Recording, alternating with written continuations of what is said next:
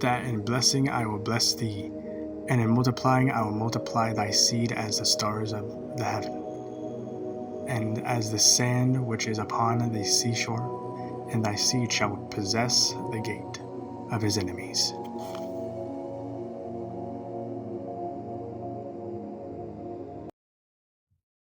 Hey, hello everybody, it is me, Austin. Welcome to my channel, or welcome back to my channel. I hope you guys are all having a great day, and if not, I'm always praying for you. And today is a bit of a different video. As you can see by the title, I'm going to be going over and discussing things that I missed about on the video game console, the Xbox 360. Now, one of those things that I do not miss is the Red Ring of Death. I'm just going to get that out of the way. The Red Ring of Death is an absolute nightmare.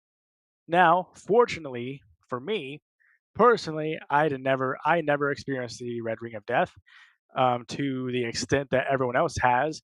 I did experience the Red Ring of Death, but not the worst of the Red Ring of Death.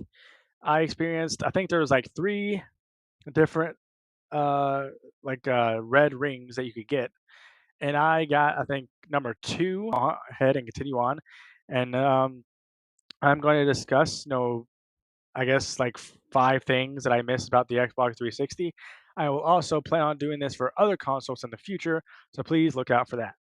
And also, if you want to check out more videos on my channel, I have plenty of gaming videos. I have two games I am currently playing as a series on my channel. If you go there to my channel, you can click on it and you will see which ones I'm playing. If you're interested, you can continue on with the playlist that I have set up. But thank you all for watching this video if you have made it this far. Let's get straight into five things that I miss about the Xbox 360.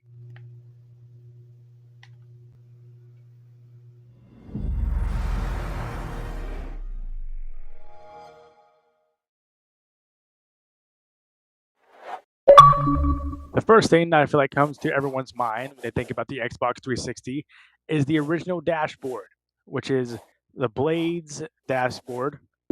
The Xbox 360 Blades dashboard is what I feel like most people think about when they think about the Xbox 360, and is the number one thing that comes to my mind when I think, things that I miss. Not only the not only the Xbox Blaze dashboard, but even the NXE dashboard, which I feel like the NXE was my favorite, but it would be nice to have any of these dashboards back in some capacity. I don't know.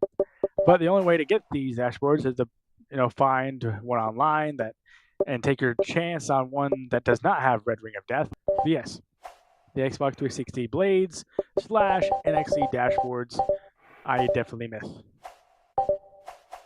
Up next on things that I miss on the Xbox 360 are the Xbox avatars.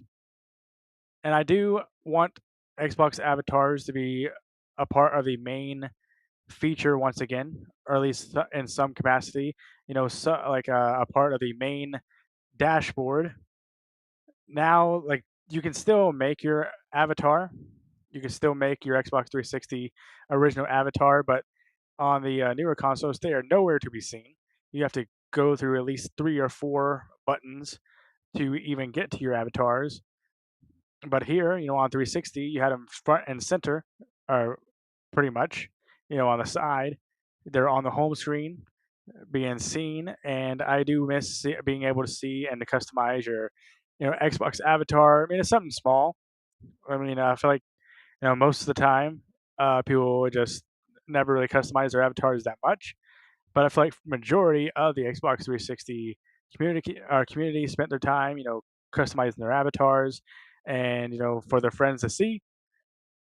And also, I feel like, there's a lot of games as well that use the Xbox 360 avatars, and they're all pretty fun.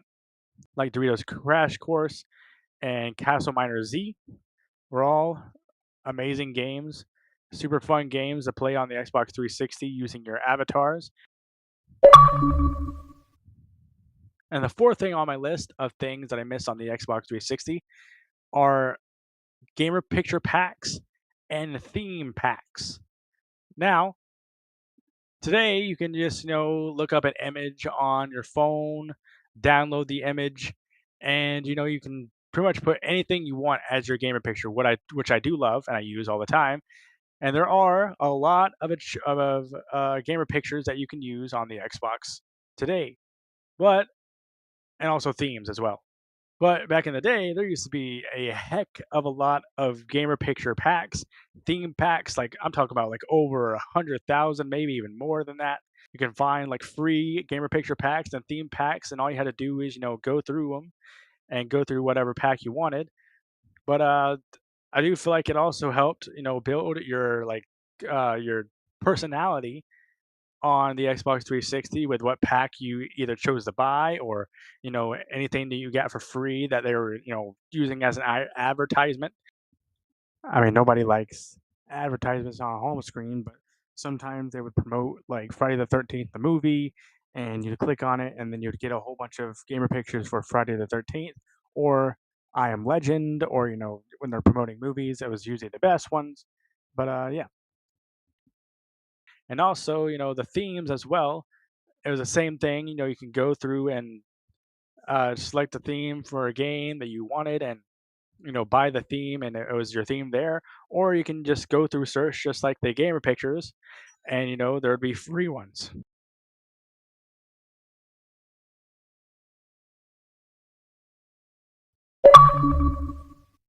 And up next, and now on things that I missed on the Xbox 360, I would like to discuss are achievements. Yes, the newer consoles are actually pretty amazing with achievements, and you actually get with the Xbox rewards, you can actually get gift cards with your achievements, which I use quite a bit. It's something else to do, but on the Xbox 360, I feel like there was more interaction with your achievements, and there is you know better ways to make you want achievements back in the older days of the Xbox 360. For example, on Halo 3, you had to unlock a certain achievement to unlock armor. You had to go through all the campaign missions and find all the skulls, which would, in the end, unlock an achievement to let you know that you unlocked the Hayabusa armor. And then if you go on Halo 3 ODST and do all the 7 Midmaster challenges, and if you get all the achievements, if you go back on Halo 3, you'd get Recon armor. Things like that. Also, another good example is on Gears of War 3. You could go back to Gears of War 1 and unlock an achievement on Gears of War 1 that would unlock a gold camo on Gears of War 3. Stuff like that. This is another thing that I miss on the Xbox 360. The last thing that I'd like to discuss on things that I miss about the Xbox 360 is the community. Yep, the community of the Xbox 360, and the fact that the Xbox 360 on some games would force you to enter into game chat. Now, I'm not sure if I'm the right person to talk about this. I'm pretty shy. You could go and make some good friends. Actually, you'd either talk smack to each other. I don't want to discuss the other things that would happen, or the things that people would talk about, or the insults that people would say.